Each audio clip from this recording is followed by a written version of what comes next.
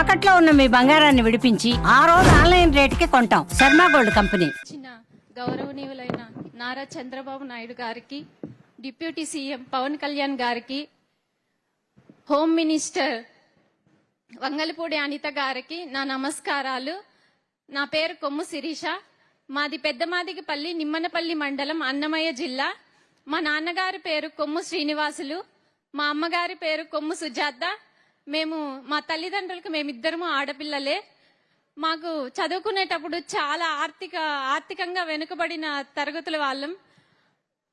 చదివించడానికి మా అమ్మ నాన్నకి స్తోమత ఉండేది కాదు. మా నాన్న కౌలు రైతు. వ్యవసాయం చేసుకుంటూ పశువులు మేపుకుంటూ పాలు పోసుకొని మా ఇద్దరిని చదివిపించారు. మమ్మల్ని చదివిపించేటప్పుడు చుట్టుపక్కల అందరూ, ఎందుకురా నువ్వు ఆడపిల్లల్ని చదివిపిస్తున్నావు, ఎన్ని రోజులైనా నువ్వు ఒకరి చేతిలో పెట్టాల్సిందే కదా, ఆ డబ్బులు ఏదో మీరు వెనక్కేసుకోండి, మీ వృద్ధాప్యంలో మీకు కొంచెం సహాయంగా ఉంటుంది అనేవాళ్ళు. కానీ అవేం పట్టించుకోకన్నా మా అమ్మ నాన్న కష్టపడి మమ్మల్ని చదివిపించారు. నేను మా చెల్లెలు చిన్నప్పటి నుంచి ప్రభుత్వ స్కూల్లోనే చదివాము. ప్రభుత్వం ఇచ్చే స్కాలర్షిప్లతోనే చదువుకున్నాము. చదువుకునేటప్పుడు చెప్పలేకపోయే వాళ్ళం అమ్మా నాన్నలకి, నాన్న మా ఫ్రెండ్స్ ఇలా ఉన్నారు, ఇలా కోచింగ్కి వెళ్తున్నారు, మేము వెళ్ళాలి, స్టడీ హాల్కి వెళ్ళి చదువుకోవాలి అని చెప్పలేకపోయాం. ఎందుకంటే మాకు ఆర్థిక పరిస్థితులు మాకు తెలుసు కాబట్టి, డబ్బు లేదు, మా నాన్న వాళ్ళు చదివిలేరు అనేసి నేను ఆగిపోయే వాళ్ళము. ఇప్పుడు ప్రభుత్వం ఇచ్చే స్కాలర్షిప్ల వల్ల మేము చదువుకోగలిగాము. ఈ రోజు నాకు ఈ ఉద్యోగం వచ్చిన దానికి మా తల్లిదండ్రులు కష్టపడ్డ కష్టమే కారణం. ఉద్యోగం రూపంలో నాకు లభించింది.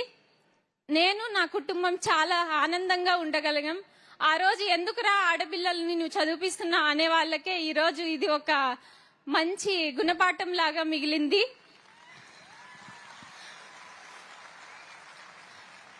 అన్నిటికీ సమాధానం మా నాన్న ఒకటే చెప్పాడు, ఆడబిడ్డలైనా మగబిడ్డలైనా నాకు వాళ్ళే.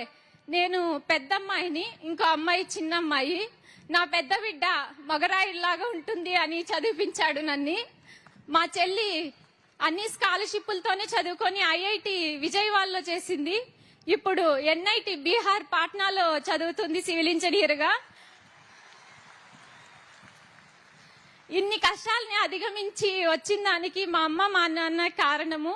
నేను ఉద్యోగం సాధించడానికి కూడా మా అమ్మ మా నాన్నే కారణము.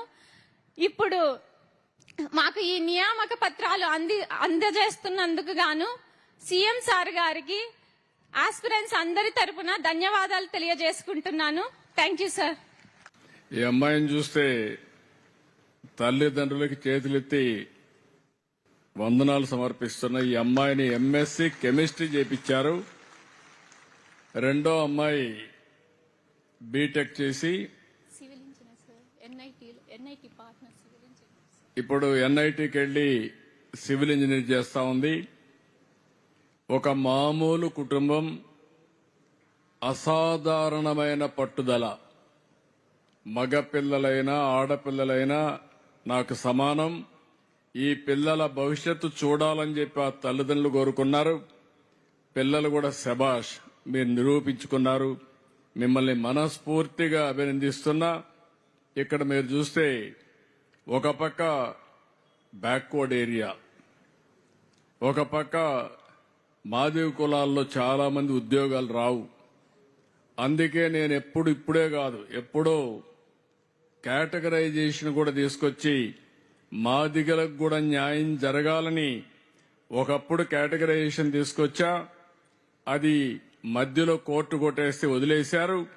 మళ్లీ నేను ఉండగానే సుప్రీంకోర్టు ఆమోదిస్తే మళ్లీ చట్టం చేసి ఆ కేటగరైజేషన్ తీసుకొస్తే దాని ఫలితం ఇలాంటి పిల్లలు కొన్ని వందల మందికి ఉద్యోగాలు వస్తున్నాయి.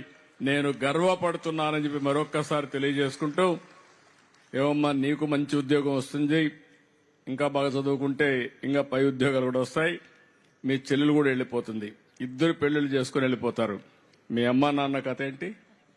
ఖచ్చితంగా అమ్మా నాన్నలకు మేమే మగబిడ్డలను చదివిపించారు కాబట్టి మేము వాళ్ళకు అండగా ఉంటాం సార్. ఖచ్చితంగా. నమ్మకమేనా? అవును సార్. చేయకపోతే సార్ నేను పట్టుకుంటా ఎక్కడ ఉన్నా నిన్ను మళ్ళా. ఓకే, నమ్మకం కదా.